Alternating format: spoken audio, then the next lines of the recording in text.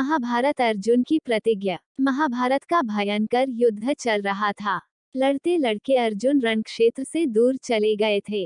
अर्जुन की अनुपस्थिति में पांडवों को पराजित करने के लिए द्रोणाचार्य ने चक्रव्यूह की रचना की।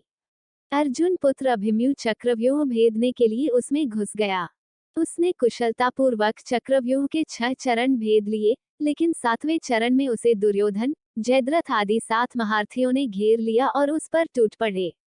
जयद्रथ ने पीछे से निहत्थे अभिमन्यु पर जोरदार प्रहार किया।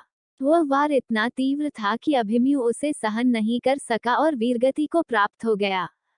अभिमन्यु की मृत्यु का समाचार सुनकर अर्जुन क्रोध से पागल हो उठा।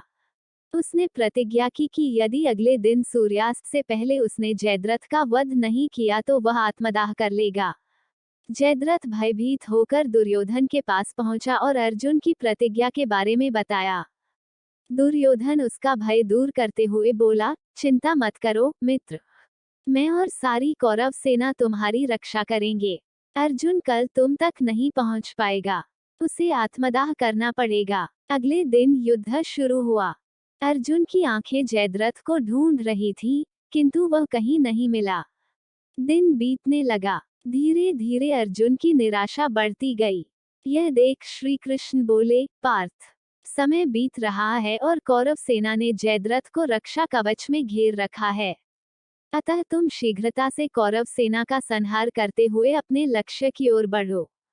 यह सुनकर अर्जुन का उत्साह बढ़ा और वह जोश से लड़ने लगे। लेकिन जयद्रथ तक पहुंचना मुश्किल था।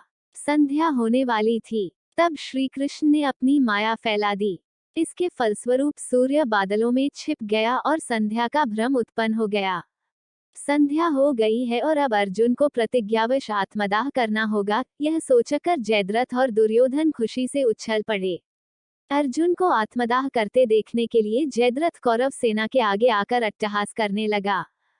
जयद्रथ को देखकर श्री कृष्ण बोले, पार्थ, तुम्हारा शत्रु तुम्हारे सामने खड़ा है।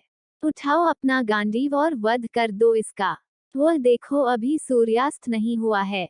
यह कहकर उन्होंने अपनी माया समेट ली। देखते ही देखते सूर्य बादलों से निकल आया। सबकी दृष्टि आसमान की ओर उठ गई।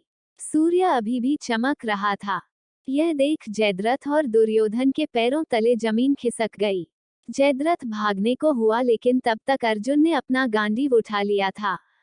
तभी श्री कृष्ण चेतावनी देते हुए बोले, हे अर्जुन, जयद्रथ के पिता ने इसे वरदान दिया था कि जो इसका मस्तक जमीन पर गिराएगा, उसका मस्तक भी 100 टुकड़ों में विभक्त हो जाएगा। इसलिए यदि इसका सिर जमीन पर गिरा तो तुम्हारे सिर के भी 100 टुकड़े हो जाएंगे। हे पार्थ, उत्तर दिशा में यहाँ से 100 योजन की दूरी पर जयद्रथ का पिता तप कर रहा है। तुम इसका मस्तक ऐसे काटो कि वह इसके पिता की गोद में जाकर गिरे। अर्जुन ने श्री कृष्ण की चेतावनी ध्यान से सुनी और अपनी लक्ष्य की ओर ध्यान कर बाण छोड़ दिया। उस बाण ने जयद्रथ का सिर धड़ से अलग कर दिया और उसे लेकर सीधा जयद्रथ के पिता की गोद में जाकर गिरा। जयद्रथ का पिता चौंककर उठा तो उसकी गोद में से सिर जमीन पर गिर गया। सिर के जमीन पर गिरते ही उनके सिर के भी 100 टुकड़े हो गए। इस प्रकार अर्जुन की प्रतिज्ञा पूरी हुई।